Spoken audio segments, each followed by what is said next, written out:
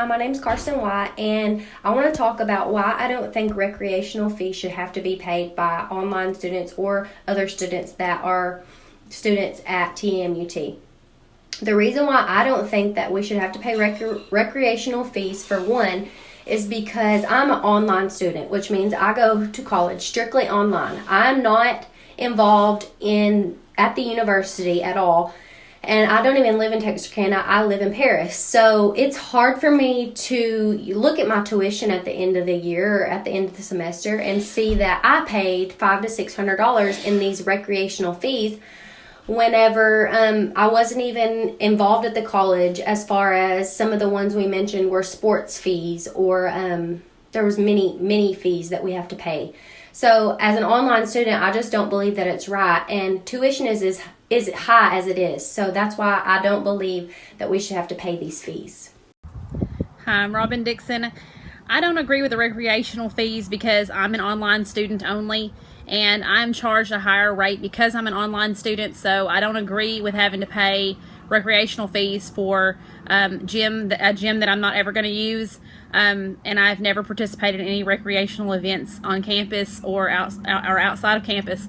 So I just don't agree with the fact that we're charged recreational fees as online students. Hello, how are y'all today? Well, I am Miranda Brown, and I submitted my part in this paper with the pros and cons of recreational fees.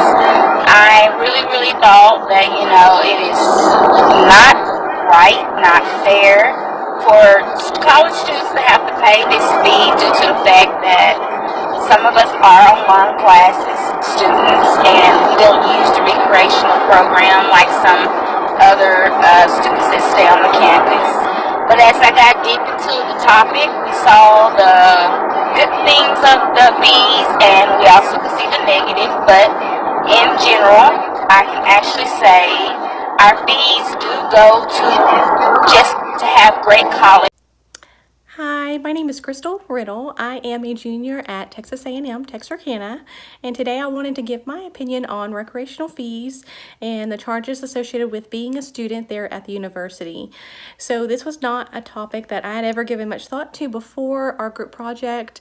I've always just paid my money, enrolled in my classes, and went about my business, never asking any questions like, what am I getting charged for, and where's the money going, all that fun stuff. And so initially, whenever this project came about, I did not realize where my money was going, and so I just knew I had to pay it. And so the question that came about was for students like myself who are primarily online students. 100% of my classes from this point to graduation will be online, who never utilize the college campus, whether it's for the gym, the library, etc., etc. Is it fair for these charges to be charged, and what can we do about it? One of the solutions that we came up with in our group that I personally love is kind of having an a la carte menu. So if you want to be able to utilize that library, but you don't care about the gym, to be able to get charged for the library. And then at any point in time, you can always pay per visit for the gym, something of that nature, because it makes it more fair. Because for people who are like me, who will never step foot inside that gym, I'm essentially paying for things that I will never use. And so this is an awesome argument, an awesome topic, and something I hope that in the future that can be reassessed for the university to make it a little bit more budget friendly for those who are trying to go back to school later in life and relying a lot on government loans and FAFSA and all that stuff to pay for their college, to make sure that they're really getting their money's worth and they're not paying for services that they'll never use. So thanks. In this discussion, I'd like to briefly discuss recreational fees, sports fees, other miscellaneous fees that are applied to colleges and universities across the nation, particularly here at Texarkana A&M University. To begin, I want to talk about the legality of it all. Are the fees legal? And according to the Texas Educational Agency, the TEA, which is the branch of state government that's responsible for public education, According to the Texas Educational Code, which is the actual laws and rules and code that's passed by state legislature, by the TEA, and applies to most educational institutions in Texas, it is perfectly legal for the college for the particular college and university. It's their legal right, their authority to charge according to how the board of trustees, how they see fit, or how they deem fit, deem appropriate. And it's a way for these fees are a way to kind of fill in the gaps for the lack of funding, recent lack of funding, recent decrease of funding, and it's a way for these colleges, universities to kind of funnel money into a particular area that they want to experience growth. And a good way to do that is to apply these fees. Now, particularly recreational, the sports fees being applied to all students across the board, where they be strictly online, virtually online based students that take all online classes, in contrast to a student that's always on campus, lives on campus, her classes are on campus, and yet these fees are being attached to all students and every student in general. And a few reasons that students may take all online classes are that they live off campus, they have family obligations, work obligations, schedule conflicts, job conflicts, different things that would keep them and relegate them to a type of all online course schedule. And should these fees be charged to all, even if these students would never step foot in a recreational rec center, recreational activities, recreational programs, sports events on campus, should these students still be paying the fee? And the way the college and university justifies it is that although these students aren't, and although we're not directly involved and we don't necessarily participate in these activities, that they are offered to us, and despite our involvement, they are offered, and the benefits are offered, and the experiences are offered, and this validates the claim to charge the fees.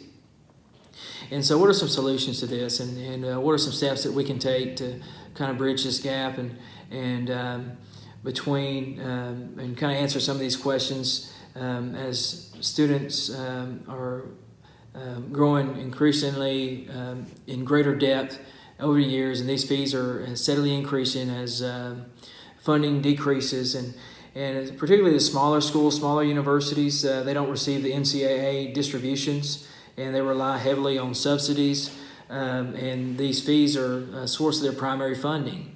And I've noticed that just in research that the schools, universities that have low sports recreational fees, many times they have a lot of private donors. And so a lot of times private donors, these areas are funded sports and the spheres related to sports and sports activities and recreational activities. And so one thing that I wouldn't see a possible way to immediately alleviate the fees for these students, but possibly maybe a deduction, or maybe if we could waive through being online, strictly online. You could waive class or waive the right, so to speak, to experience or to partake, to participate in these areas, in these activities, in these recreational sports experiences. And initially, and waive that fee, they'd waive that fee off. And so another step that we could take, it's progressive in nature, something moving in the right direction, would be maybe to establish a recreational board. And college, university similar to Texas A&M, Texarkana, is Texas A&M at Commerce. And at Commerce, they have a recreational board. And this board, what it does is they serve in an advisory, kind of an informative capacity to the director, to the staff of campus recreation. And so we have the director of recreational activities, all this, and the head of this. And so what this does, this board is kind of like a platform for these students to voice their opinion, but also an opportunity to provide feedback for these programs and for these services, and so they'd be beneficial to the student body as well as serve to bridge the gap in communication from the top down or from the university to the student. So we just don't have all these fees lined up, and that we have kind of an explanation. Hey, where's this money going to exactly? What is it going to benefit me? And also get an overall feedback of what the students think about this or about that. And so recreational board, I think, would be a tremendous step in allowing this conversation or this dialogue to even begin, and to kind of get two sides of it.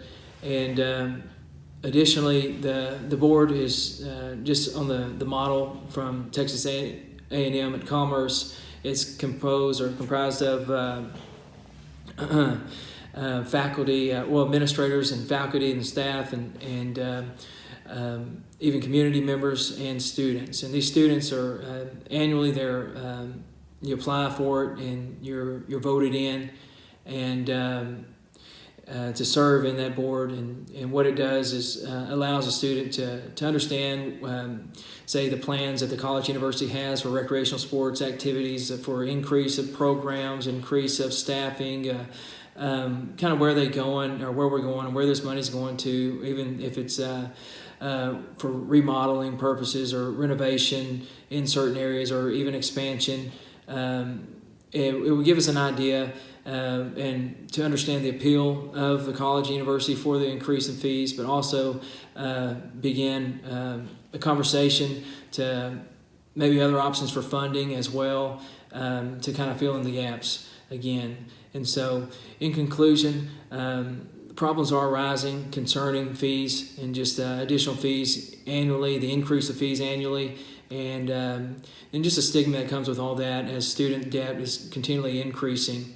And so to begin, I feel that recreational board would be a great step in this direction.